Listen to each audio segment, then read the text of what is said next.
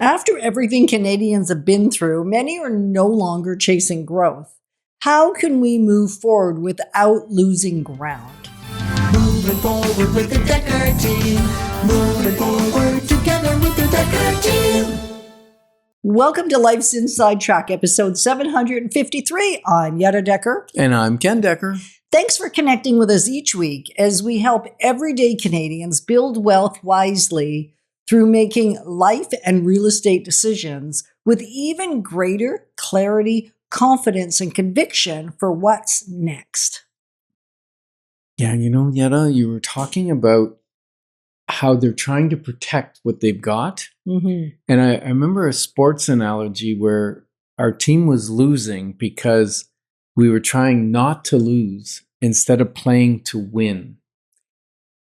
And that's happening, isn't it? Because we've had this time where people, are concerned about losing their houses. Isn't it like 42% of Canadians, if they missed one paycheck or lost their job, they could make one more mortgage payment and then they'd be in trouble? Yeah, if they lost their income for more than 1 month, right, 42% of Canadians would be in trouble financially.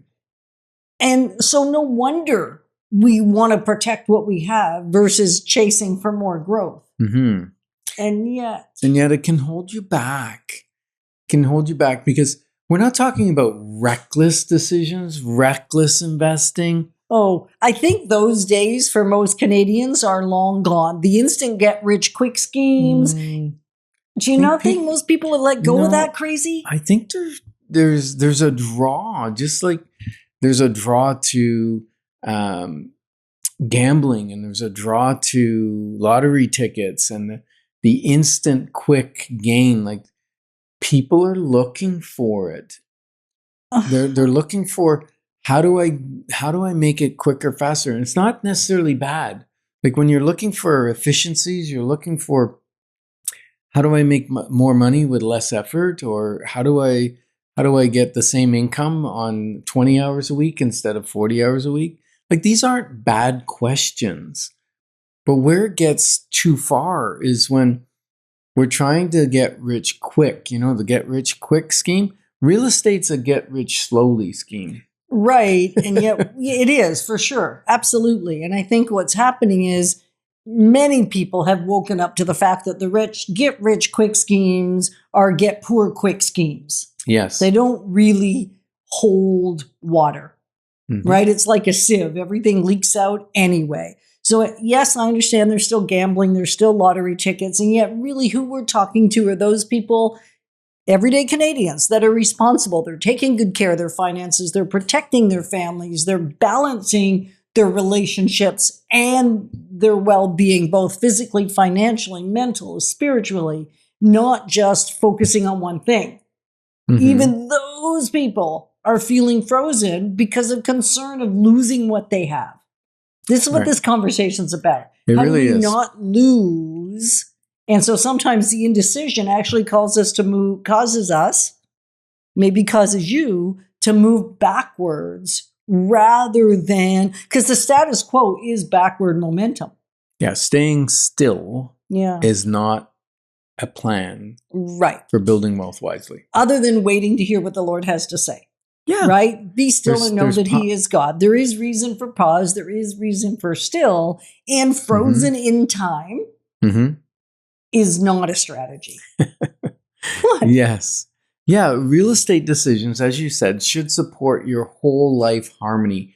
And one of the things that I think you said physically, mentally, spiritually, financially. Yeah, and you left out relationally. Oh, I thought I said relational. I believe not. Okay. But that's okay, because that's our next point, is that relationally, if you're in one of you has a propensity for more risk, for investing or whatever, and the other person in the relationship does not, and they're going to have struggles sleeping, or they're having struggles wrapping their head around it. We need to either not do it or gently bring the person along, or adjust our investment strategy so that there's comfort level there for the other. Now, it doesn't mean you're 100% comfortable. No. right? Because whenever you take on anything new, Mhm. right, it doesn't matter how simple it is, even learning to garden. I mean, Mhm. such a simple nothing, but it makes home maybe more beautiful. You get some healthier produce if you're into the vegetables. I made lots of mistakes the first year and the second year. And you lost produce. I did lose a lot of produce. I left some in the ground too long and it froze, which was awful.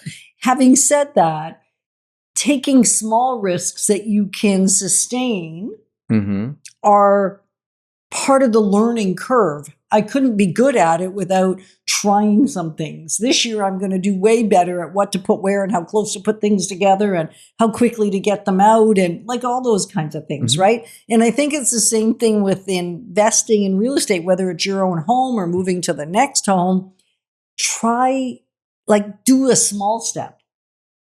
You don't have to move to the 18-unit building or the 20-unit building to start with. No. Maybe it's a single family. Now we got to make it look at the numbers. We want to use a proprietary software to make sure that what you're looking at doing makes sense and you're not losing something Yeah. that you ought to be gaining. Yeah, and some people find that risky because they have their income, or not their income, but their equity in Right. their house. And then they say, well, if I take equity out of there, then it's more scary. But really, as long as you're staying in relatively the same market, you're taking the same equity. You're just putting half in one house or whatever percentage, it doesn't matter, in the other, right? So now you've got your equity divided into two properties. And we've talked many times about leverage and how that makes you more money. It also goes the other direction, though. If prices are falling, it goes the other way. Now, one thing that's interesting about investment properties is they hold their value based on income more than they do based on market trends. So if the rental income's strong, then the value of the property holds. And if the income is low, but you buy it and you slowly upgrade the income, you increase the value of it based on its income producing abilities more than market values of a single family home, for instance. Right. So I think what I'm hearing Ken say, and I'm hoping that's what he's saying, when you have clarity about how the different types of properties perform and how they're evaluated and what you can do to actually increase the value in a single family residential, it's reasonably straightforward what you can do and what you can't do. I think it's pretty straightforward. You can do things that actually make it better. So if you have an old kitchen in the property, then improving that kitchen will increase the value. If you have a decent kitchen in that home, but it just doesn't make you happy and you replace it, it doesn't necessarily increase the value because you're just trading one person's preference potentially for another person's preference. So those are reasonably, right? Yeah, that's wise. Yeah. Right? Reasonably simple to look at. And yet when it comes to income property, we're evaluating it entirely differently because what Ken is saying is you look at the income currently and the income potential, right? And when you look at those, the entire evaluation of the property, how much you can borrow on it, how much it is increasing in value changes not based on only the improvements you make. There's a facet of that as well. And it's about if you've had a tenant, so I'll give a vivid example. You've had a tenant in the property for maybe 20 years and the rent increases have not been, and that tenant moves out, then all of a sudden you can increase it to market rent. And now the value of the property actually goes up. Yeah. For instance, I have a client right now who they live in their family. They have a few kids and they are almost about to pay off their mortgage. Right. So fear of losing what you already have would say, no, let's not do anything. Let's finish paying it off. Let's take the easy street, right? But they're looking at... Is it the smart street or the easy street? It's the easy street, not the smart street. Because then you look at, how do we build wealth with that equity? How do we give our house a job? And what's that look like? And they were actually saying, I met with them. We had the discussions a couple times, and which started with a clarity call, didn't it? It a did. short little clarity call. Mhm. And then from that, they said, that makes sense. We're thinking about this even more than we were before we picked up the phone or picked up the computer and typed in deckerteam.com and booked a clarity call. And now they've decided that not only do they want to give their house an opportunity to make some money for them, they want to bring their whole family along.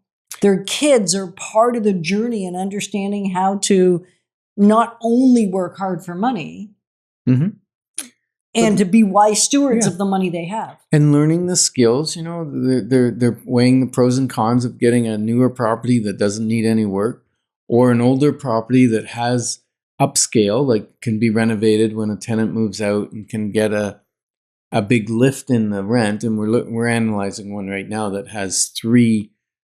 It's a 6-unit, but 3 of the units have significant uplift room. Okay, you better explain uplift, because I know so what they're that rented means. between $800 and $900 a month, and the current monthly rent is $1,500.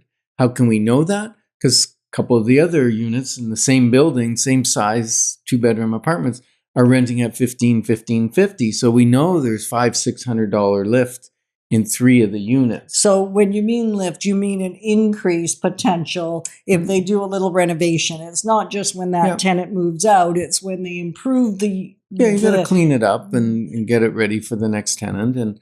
And but there's value add there in the future. And so they're not just looking at what's there, but also, can we bring our kids along? Can our kids learn skills while we're doing the renovations? Can they learn financial skills and why we're doing this? Plus, it's building wealth for them so that they can put them through university and different things like that. So it's a multi-tiered move forward where they're not afraid of losing what they've got. Well, because they're protecting actually their future by not standing still. Like it's almost the exact opposite. Because if they don't do this, yes, the home they're in will go up in value. And if they use some of the money that's in their principal residence, both homes will go up in value. Yeah. And the next client we're working with, they've lived in their home for a long time. And they are looking for a bigger property. They're busting at the seams. The kids are turning into teenagers. And it's harder to have, a couple of teenagers crammed into a small bedroom together. And so they're looking at, okay, do we... again, we don't have that big a mortgage anymore. So do we go buy something bigger with a little, increase our mortgage a little?